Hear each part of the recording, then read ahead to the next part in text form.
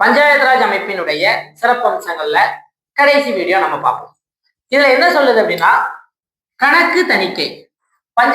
State legislature என்ன சொல்றாங்க, பஞ்சாயத்துக்கு வரக்கூடிய கணக்குகளை தணிக்கை பண்ணணும். அதுக்கான விதிமுறைகளை மாநில சட்டமன்றங்கள் உருவாக்கும். அதன் அடிப்படையில கணக்கு தணிக்கை நடக்கப்பட்டு பணம் கரெக்டா செலவு பண்ணப்படுதா அப்படிங்கிறத அறிக்கை தயாரிக்கப்படும். அடுத்து யூனியன் பிரதேசம். இப்ப பஞ்சாயத்து ராஜ் அமைப்பு எல்லா மாநிலங்களுக்கும் அப்ளை ஆகுது. அப்போ அதே மாதிரி யூனியன் பிரதேசங்களுக்கு அதை எப்படி செயல்படுத்தலாம் அப்படின்னா, குடியரசுத் தலைவர் கிட்ட கொடுத்துட்டாங்க 73வது சட்ட திருத்தம் 1992.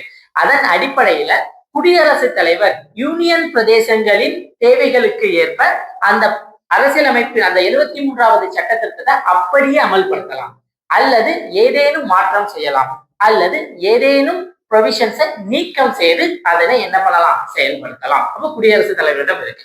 அடுத்து தவிர்க்கப்பட்ட மாநிலங்கள் மற்றும் பகுதிகள். சில மாநிலங்களுக்கு இந்த பஞ்சாயத்து ராஜ் அமைப்பு பொருந்தாது அப்படின்னு சொல்றாங்க. என்னென்ன மாநிலங்கள்?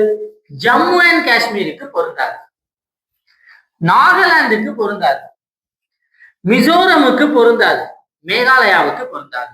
இது போக வெஸ்ட் பெங்கால்ல இருக்கக்கூடிய டார்ஜிலிங் கவுன்சிலுக்கு பொருந்தாது. மணிப்பூர்ல பழங்குடியின பகுதிகள் இருக்கக்கூடிய இடங்கள்ல டிஸ்ட்ரிக்ட் கவுன்சில் இருக்கு, அங்க பொருந்தாது.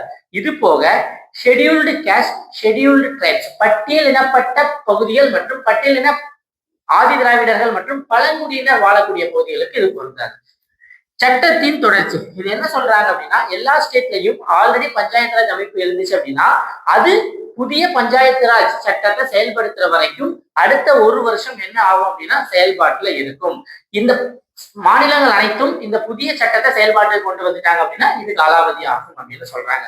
அடுத்து நீதித்துறை தடை. இப்போ எலெக்ஷன் அமைப்புகள், அதாவது தேர்தல் சம்பந்தமான விஷயத்துல நீதித்துறை தலையிடக்கூடாது. இப்போ தொகுதி மறுவரையறை பண்றது, அல்லது பாத்துக்கிட்டீங்க அப்படின்னா இடஒதுக்கீடு வழங்குறது, அல்லது சீட்டு கொடுக்கறது, எதுலையுமே என்ன பண்ணக்கூடாது அப்படின்னா நீதித்துறை தலையிடக்கூடாது. இது போக ரெகுலர் இன்டர்வல்ல எலெக்ஷன் நடக்காம இருந்தா எலெக்ஷன் சம்பந்தமான மனு ஏதாவது அது குறித்து அதிகாரியிடம் விசாரணையில் இருந்தாலும் இவங்க என்ன பண்ண முடியாது அப்படின்னா தலையிட முடியாது அப்படின்னு சொல்லிட்டாங்க. இதுதான்.